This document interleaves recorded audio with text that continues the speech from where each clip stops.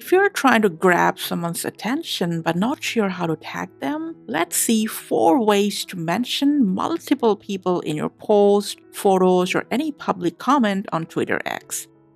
So, first, while creating a post, if you just write this at the rate, and then write down maybe the first alphabet of their name or username, a bunch of names will appear, including their name.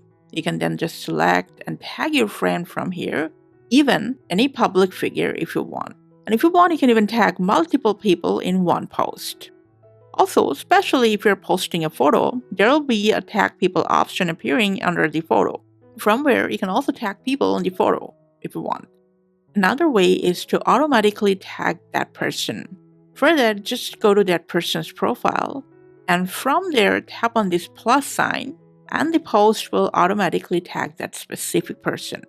And lastly, if you want to tag anyone in a public comment, just open your own comment section in there, and simply like before, write down @, and then you can easily tag anyone in there. That's all for today. Thanks for your time.